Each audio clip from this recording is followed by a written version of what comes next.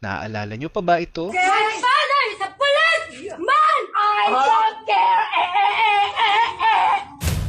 Noong Desyembre 20, 2020, isang insidente sa Tarlac ang naging sentro ng usapan sa buong bansa. Nagsimula umano ang lahat sa alitan ng magkapitbahay. Sa gitna ng pagtatalo, isang pulis na noon ay hindi naka-duty ang nakaharap sa mag-inang sina Sonia at Frank. May isang tao na nakakuha ng video ng pangyayari. Sa video, makikitang mainit ang pagtatalo ng magkabilang panig. Ilang sandali pa, narinig ang salitang I don't care! mula sa isa sa mga sangkot. Ngunit ang sumunod na mga segundo, ang hindi inaasahan ng sino man. Walang sino man ang naghanda sa susunod na mangyayari.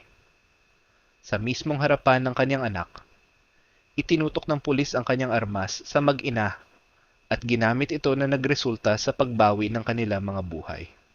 Sa loob lamang ng ilang segundo, nauwi sa trahedya habang ang mga nakasaksi ay napasigaw at natulala sa nangyari. Ang nakakagulat, nakuhanan lahat ito ng video. Sa loob lamang ng ilang oras, kumalat ang footage sa social media. Maraming Pilipino ang nagpahayag ng galit, lungkot at pagkabigla sa nangyari. Dahil sa lakas ng panawagan ng publiko para sa hustisya, mabilis na umusad ang investigasyon sa kaso. Kalaunan, nahatulan ang dating pulis ng karampatang kaso.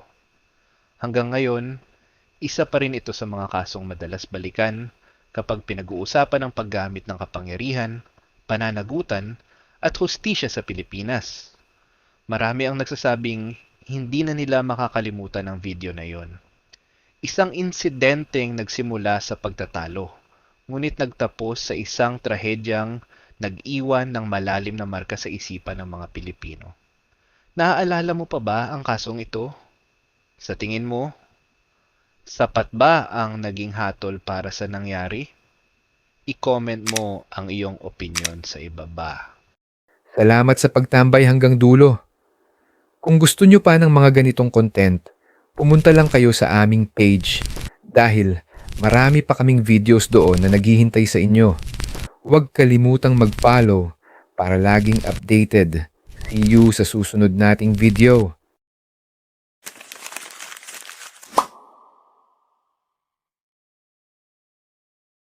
Noong Nutriban, 2008, kaninong proyekto isang nga ba kaso sa ito? Pilipinas, Dekada ang 70. mabilis na naging laman ng balita, Libu-libong bata pumipila radyo, para dito. at usapan ng Pero publiko. wait, kay Ito Marcos ba ang talaga to? tinatawag na Alabang Or Boys nagpanggap lang siya Case. na kanya?